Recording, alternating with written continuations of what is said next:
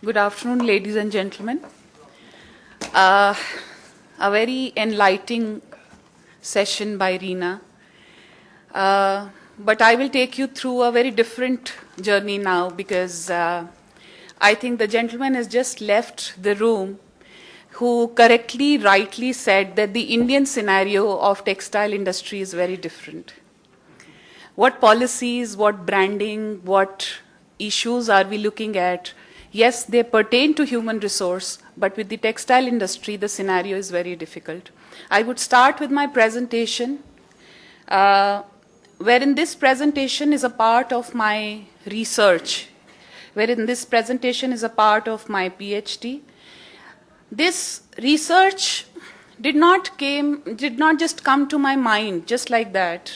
I was the placement in charge for National Institute of the Fashion Technology. I'm working there since last 13 years.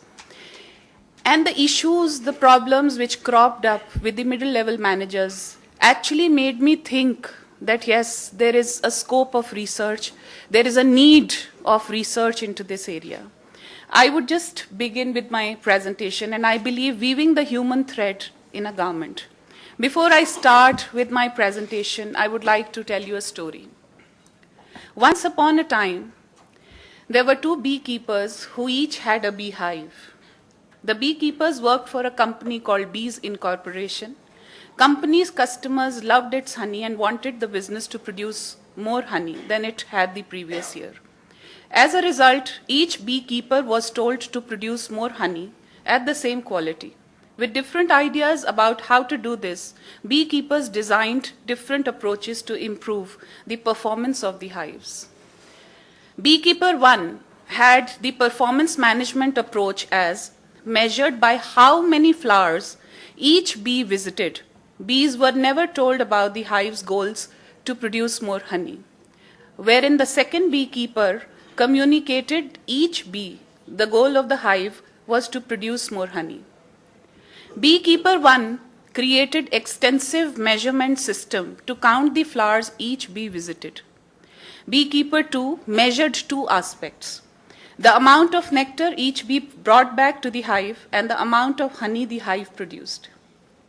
Beekeeper 1 provided feedback to each bee at mid-season on his individual performance, wherein Beekeeper 2 said the performance of each bee and the hive's overall performance were charted, posted on the hive's bulletin board for all bees to see. Beekeeper 1 created special awards for the bees who visited the most flowers, and Beekeeper 2 created a few awards for the bees that gathered the most nectar. But the hive incentive program was there.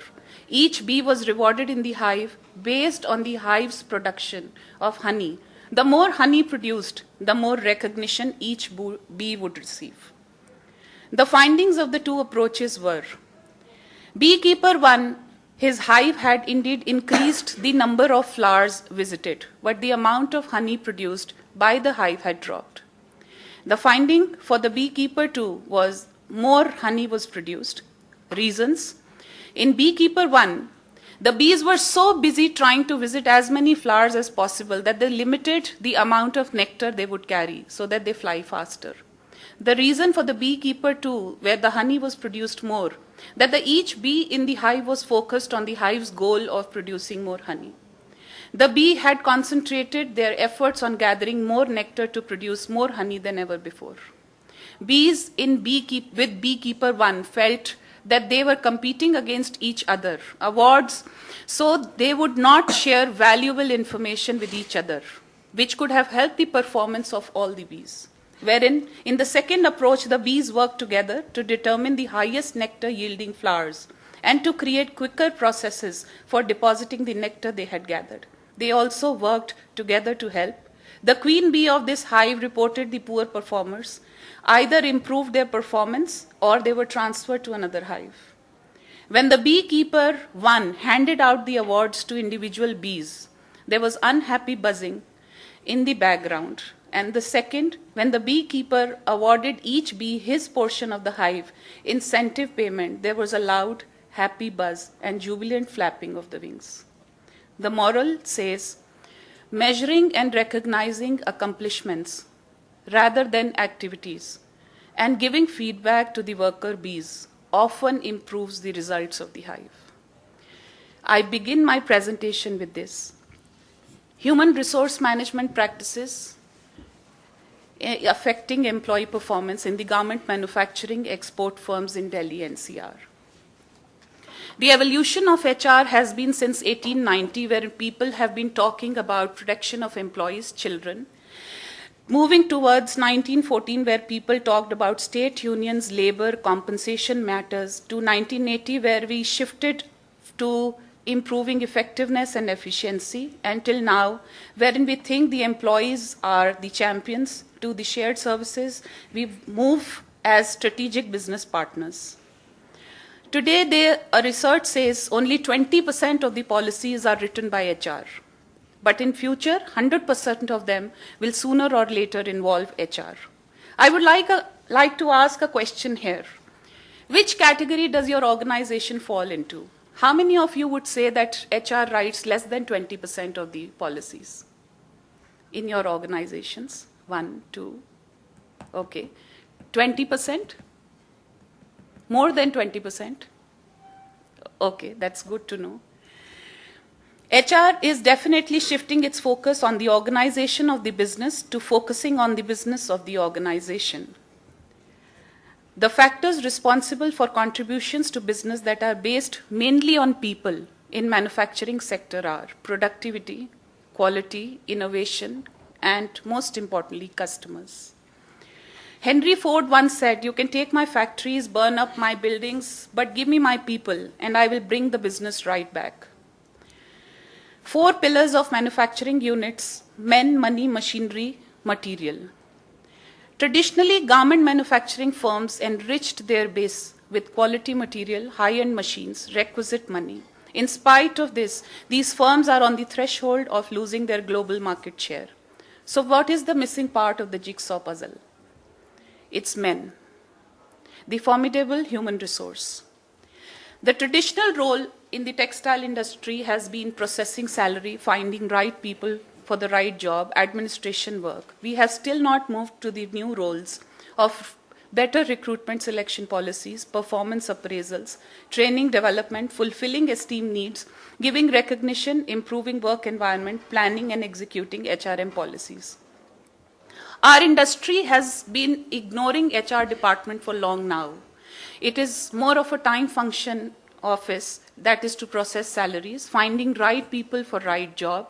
Significance of globally successful phenomena of lean manufacturing, Kaizen, Six Sigma has contributed to the growth of this sector and helped India to become a global player.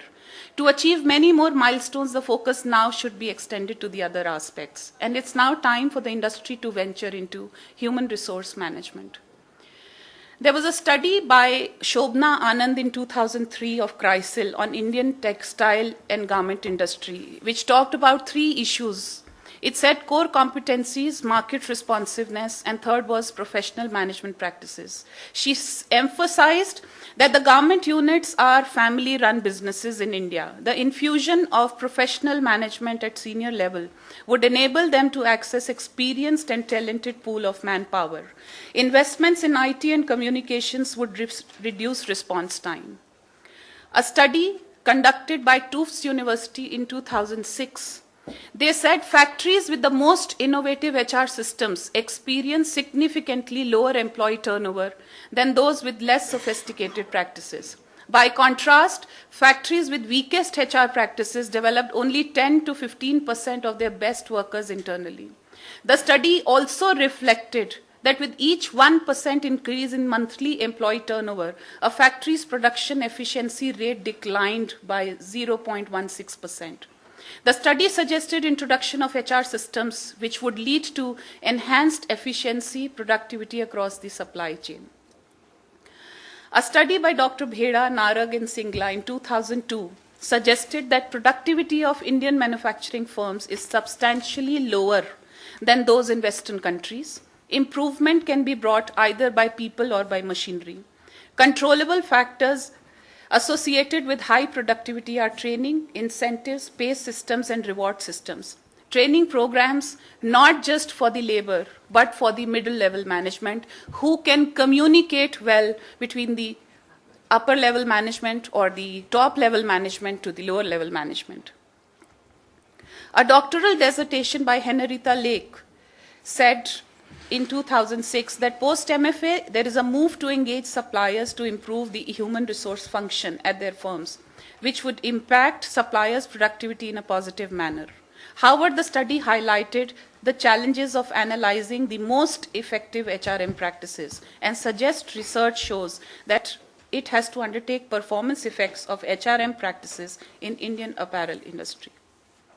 Therefore, the need of the project was the rapid growth of apparel manufacturing firms, degree of competition, increasing pressure from buyers in context to CSR issues, increase in employee turnover, cost of employee replacement.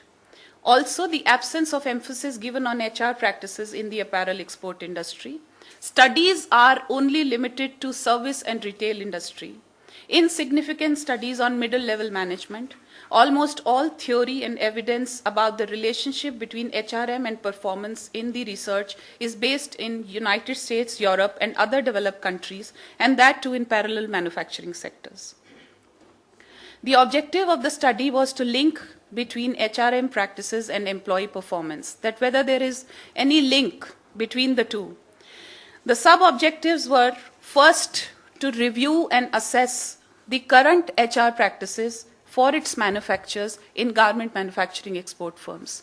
So the first was to understand what are the prevailing practices in the garment units, to identify the most important parameters indicative of employee performance, also understanding that out of the list which we have attained, what are the important parameters which are affecting the employee's performance in the garment industry.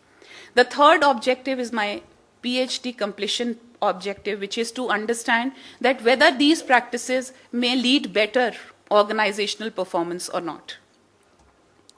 The scope of the study was in garment manufacturing export firms in Delhi NCR. This was covered with the HR managers or the middle level managers only. The methodology applied here, there were two objectives of the study this time. First was to identify important HRM practices factors. What are the important? There is a list of HRM practices. There are so many issues. There are things which we've just heard, but which are important to the garment industry. The method was through questionnaires and discussions with the middle-level managers. The respondents were HR managers. The sample size right now was 15. We've moved up to 150 now. Second objective was to understand whether there is any link between the human resource management practices and employee performance. It was also done through questionnaires and interviews, and the respondents were the middle-level managers. So we took owners and managers, there was a discussion. Sampling units were garment manufacturing export firms. Data collection instrument was questionnaire, and it was a probability quota sampling which was applied. The sample frame list of top 100 exporters was based on the turnover selected. 37 out of the total exporters were selected belonging to the above cluster, making it our sample frame. And out of 37, we could only get the data at that point of time from 18, and thus achieving the response rate of 49%. The exhaustive list of HR practices available in the secondary data was made. This was sent to the HR managers, recruitment and selection. Second was training. Third was performance appraisal. And to my surprise, fourth was compensation. People have moved beyond compensation. They are actually looking for right people at the right job, the first objective. Top 5 parameters which were indicative of organizational performance were growth, business performance, financial performance, employee performance, and return on investment only on the basis of human capital. So out of these 5 parameters, only employee performance was taken up for this study, where I'm just now will be sharing the results with you all. The list of top 100 exporters, respondents. The questionnaire was constructed using 5-point Likert scale. Survey engaged HR heads, managers. Survey data was collected through meetings, emails, discussions, etc. Findings. All the variables, recruitment, selection, performance appraisal, training, and compensation, had a strong positive correlation with employee effectiveness and efficiency. However, all the variables have a strong negative correlation with employee turnover, suggesting that with better practices, employee turnover decreases and vice versa. Out of recruitment and performance appraisal, the maximum positive correlation came out through these two practices, suggesting that with employing better recruitment and performance appraisal practices, effectiveness of the employees can be improved. You would be surprised to know that people wanted that their performance should be judged. There should be an appraisal system, but that appraisal system should definitely have a career progression. It should not end it like a paper which has been just collected, but they actually looked upon that, yes, with our performance, there should be a career progression graph for all of us. For the purpose of extracting the best practice in recruitment as well, we considered variables having strongly agree response. And they said skill-based recruitment is very effective for the employee performance. That is, recruiting a person with a skill, that is a middle-level management I'm talking about. Performance appraisal, again, when I said that 17% of the people said it should be growth-oriented performance appraisal rather than just a performance appraisal. Performance appraisal also had maximum positive correlation with the efficiency of the employee, suggesting that performance appraisal practices, efficiency of the employee will increase. Again, here also when we talked about performance appraisal in increasing of efficiency, it was again related to growth-oriented performance appraisal. In selection, we had maximum negative correlation with employee turnover, suggesting that if the employees are selected well as per their skill, and there is a scientific and rigorous method of selecting employees, there will be lesser people who would leave your organization. Poor selection techniques methods can lead to high employee turnover. From the same, we selected managerial involvement was the most important thing which came out. That whenever we are recruiting or selecting a person, managerial involvement is necessary for the person or for recruiting a person or an employee. So every HR manager actually thought that, and this we also faced at NIFT when there was, placement week, only a HR manager, if recruited a person, within a month or 2 months, either the student was not satisfied or the employer was not satisfied. But if the management also comes with the HR manager, or the person, for example, the production manager is looking for a person under him, if he also joins in for the placements, that is a far better selection of an employee. It is rather unlikely for companies to provide data related with their employee problems related to their workplace. We really had these constraints. The study measures the HR practices based only on a limited variables of organizational performance. The study is limited in respect to degree of which the findings can be transferred. The findings, we say, have positive correlation. The correlation I would like to emphasize here, the positive correlation between performance appraisal and employee effectiveness is 0.988, suggesting that with better techniques, employee effectiveness increases. Positive correlation between training, which is 0.997, and employee efficiency, suggesting better training and development techniques, employee efficiency as also increases. Negative correlation between compensation and employee turnover suggests better, not just better, but competitive compensation in the industry. Employee turnover is lower, indicating the presence of employees in the company. So this is a summary of what I have just said, that all the practices, that is training, performance appraisal, compensation, selection and recruitment, have positive effect on employee effectiveness, wherein the type of practice which has been taken out is skill-based recruitment. When we talk about performance appraisal, it has to be growth-oriented appraisal. When we talk about growth-oriented appraisal, it also increases the efficiency and selection where the managerial involvement is there.